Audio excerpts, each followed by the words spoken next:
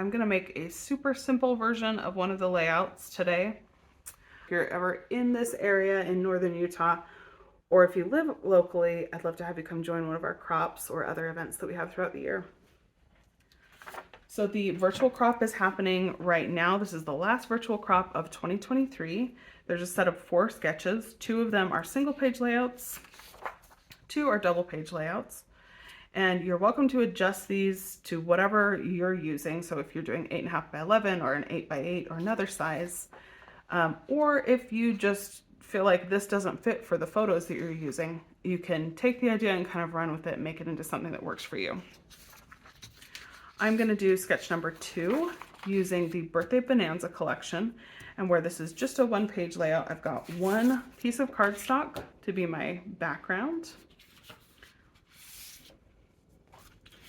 and I've got 1 sheet of paper that I'm going to use both for, well, when I say background, I'll show you where I'm going to use it, but I'm going to use this decorative paper for this large 12 by 12 section, and also for the inner section that I'll show you how I'm simplifying this one. This is a cute layout idea, especially if you have some scraps you want to use up. Maybe you just had a bunch of strips of paper left from a project that you did, or there was a collection you used and you just have little bits of it left. This would be a really fun way to use this, where they're showing you can get all these little 1 inch and 3/4 inch and just all different size strips that you lay out to be a fun background. And I'm going to do it a little different. Today I don't really have anything like that, so there was not anything in particular I was interested in using in that way. But we're gonna use this for our 12-inch background. I'm gonna cut this down to be the second layer of background. In the sketch, it gives the dimension of 9.25 inches.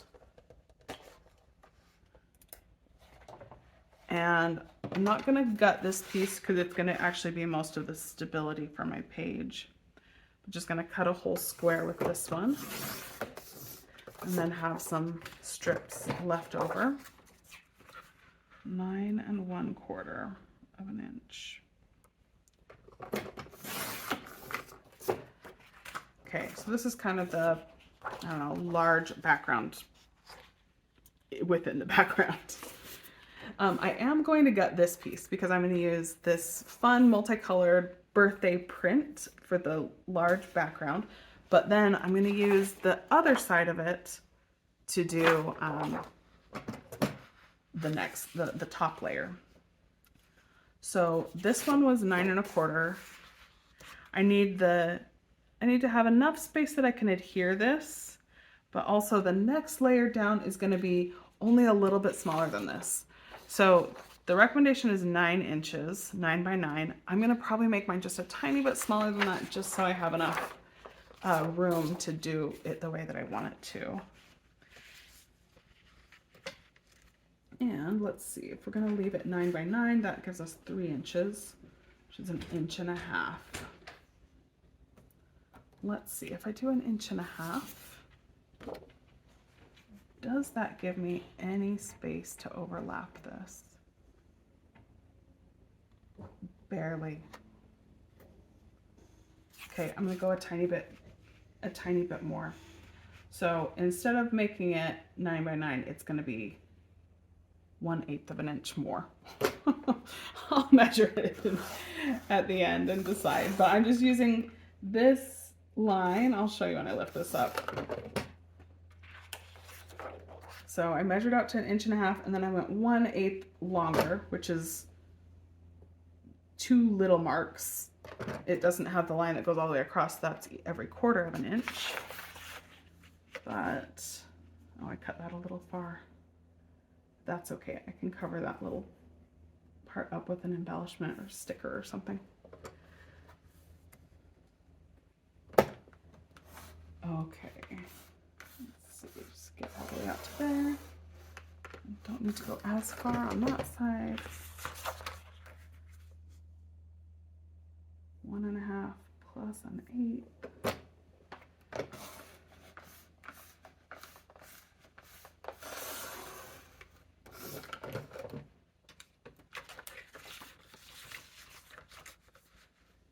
And just try to get it the same on each side. Okay,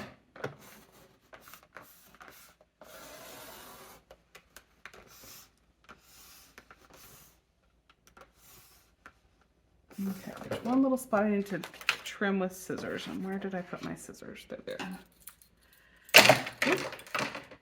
Okay.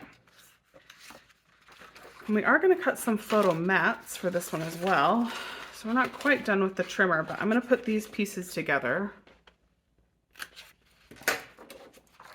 before we do the photo mats. Okay, so this is going to be our inside piece. I like this because it has the stripes, so it kind of gives the same idea as this paper pieced one, but a lot less work. If you already have the strips, this is a great, like, I love scrap, like using up all my scraps on a cute layout. So I think this would be perfect for that. But I'm just measuring. So I ended up with a square that is, instead of 9 by 9 inches, it is about 8 3/4 by 8 3/4. So you're gonna get a little bit of a border in navy around the outside of that. And I'm gonna put that together first. And this paper doesn't necessarily have a direction on the like blue stripe side. You could definitely use it either way, but I'm gonna wanna use the stripes horizontally for this layout. And the other side of this paper does have a direction. Probably wouldn't be that big of a deal if you turned it sideways or upside down or something, but it has some hearts that to me give it that like specific direction. So the heart, like the point of the heart going down, means this is the up and down direction of this paper. So we're gonna attach it like this, and I've got just a little bit of overlap, like a 1/4-ish of an inch all the way around the edges. I'm going to use my repositionable adhesive. If you were just going to put this straight down onto a Creative Memories album page, this part would not be, I mean, you wouldn't even need to do this part really. You just adhere each layer down to your page, even if you did gut the paper as I did. But I am trying to make sure my adhesive goes all the way to the edge and that I get this good and centered, so I've got it stuck on all the sides. And then I'm going to pick it up and rub the extra off because I don't want it to stick to my table. Yep, did a little bit. So looks like I didn't get the adhesive totally as far out in some spots as I want to. One thing you can do in a situation like this where you don't have a lot of overlap is just take some scrap paper and do some welding, which you might have seen me do before or might have heard of or seen other people do.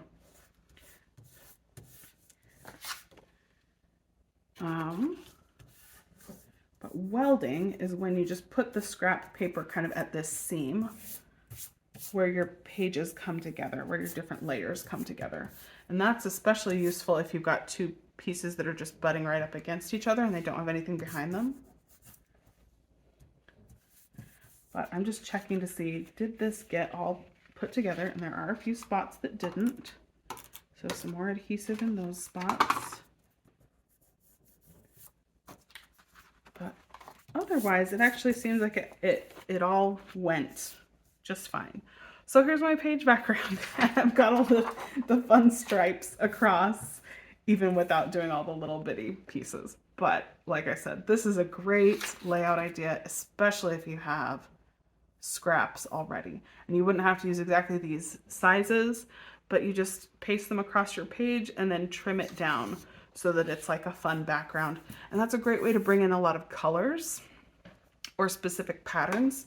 If you don't have like a collection like Birthday Bonanza that does have like a page that brings in all the colors from the collection, but if you're just picking colors from here and there, you might want to bring all those colors into a background piece like this.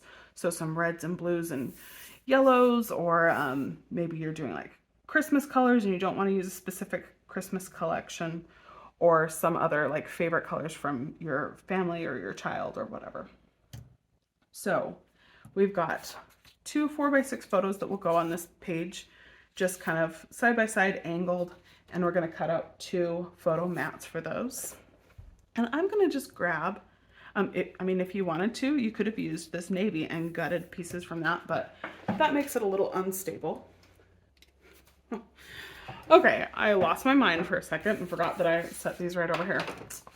So I've got some stickers from this collection that we can use. Got some scraps from another layout. The pink is fun, like just pink on blue. I think this with this is a little too busy. I like the green. The navy is maybe a little dark with that one. So let's go green. Or maybe we'll do 1 green and 1 pink. Yeah, let's do that. 1 green, 1 pink if they've got enough paper here. Yeah, looks good. Okay, so I'm going to cut this. The recommendation in the layout is to do a 4.5 by 6.5 mat. You could go a little bit smaller, or if your photo is going to be a different size, you could match it to that photo. You could also go a little bit larger if you want a wider border. I'll try to follow the instructions this time. Sometimes I'm not very good about that. Even when I'm trying, sometimes I cut something the wrong size. Okay, and a tip for 6.5 inches, you can pull out your ruler and measure to that. But also the edge right here, when it's closed, is 5.5 inches. And if we cut 5.5 inches off, the other side is 6.5 if you're starting with a 12-inch paper. So probably you already know that, especially if you're a scrapbooker and working with that 12-inch size a lot. You probably know what are the sizes of the pieces you get every time you cut different size papers. But that's a nice little trick with this trimmer when you're cutting photo mats. Another thing you could do is mat pack.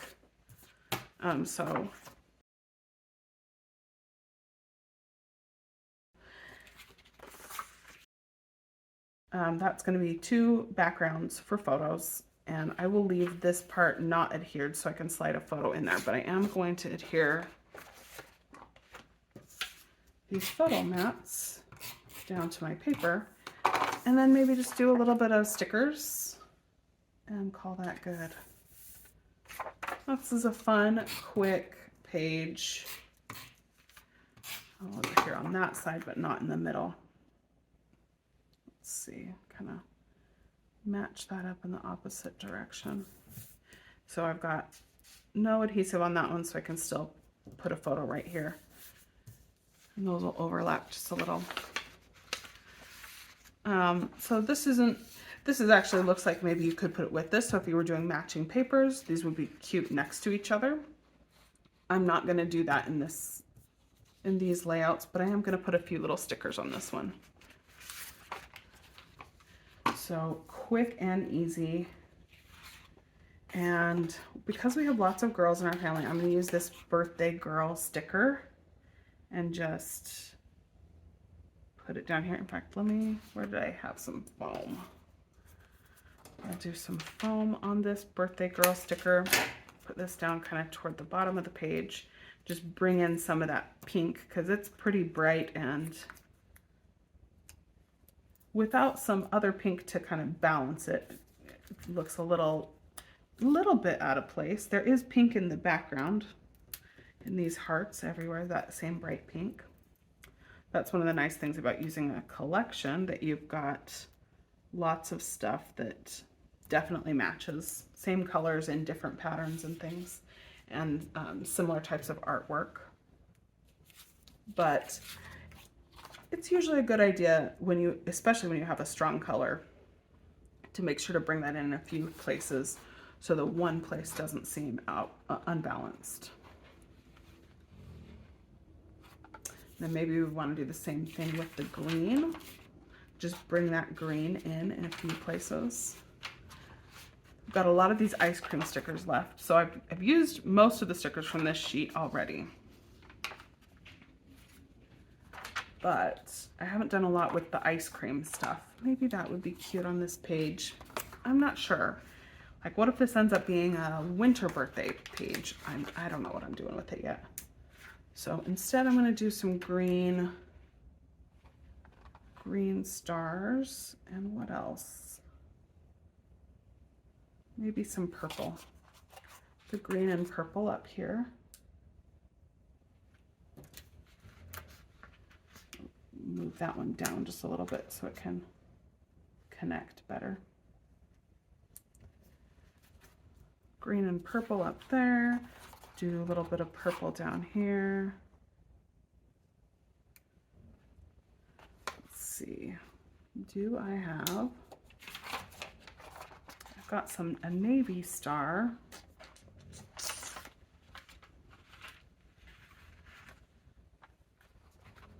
I'm going to switch that. Instead of using this purple heart, I'm going to use the purple star and the green heart down at the bottom. Find my little words.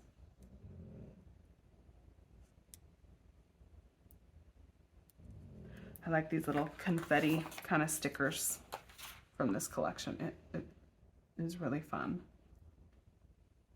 Fun to kind of sprinkle those around your page.